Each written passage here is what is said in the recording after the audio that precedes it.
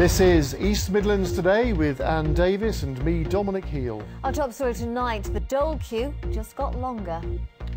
11,000 people joined the East Midlands jobless total last month.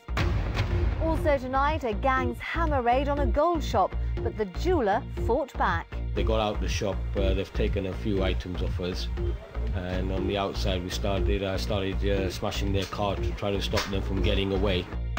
Plus, the warning to would-be copper thieves that they will be caught after 1.5 miles of valuable cable like this was stolen from underground.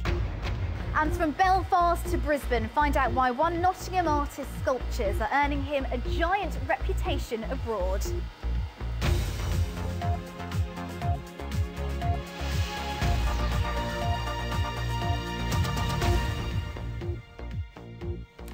Hello there, good evening. Welcome to Wednesday's programme.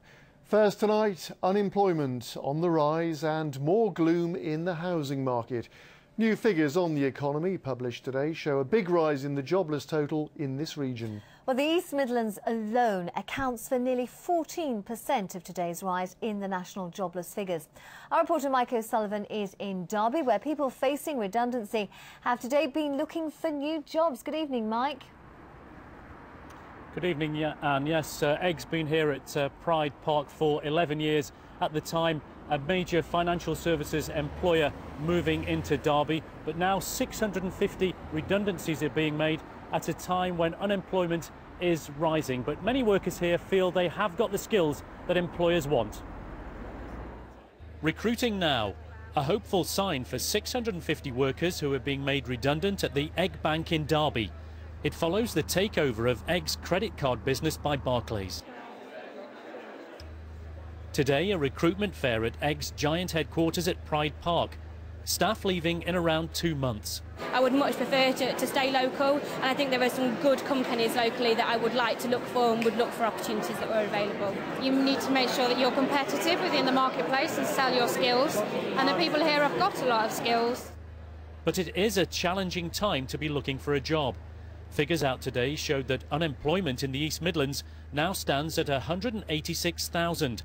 That's an increase of 11,000 on the previous quarter, an unemployment rate of 8%. Around 30 employers turned out at the Egg recruitment fair, 1,000 jobs on offer. One firm came from as far away as Brighton. We've seen a lot of people today with sort of complaints backgrounds, payment protection insurance, which is a very hot topic at the moment with the Financial Services Authority, and it's absolutely worth it for us to come and see those people.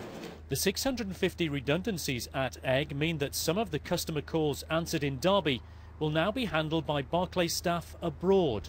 Some will be answered in the UK, some will be answered in India, some in the Philippines. It's a real mix. We have a diverse operating model. After November, there'll still be around 550 workers on site. But with the Yorkshire Building Society buying Egg's savings and mortgage business from the parent company Citigroup, it's not clear what the long-term future of the site will be. And Mike, as we said in our introduction, some gloomy news as well for the region's housing market tonight.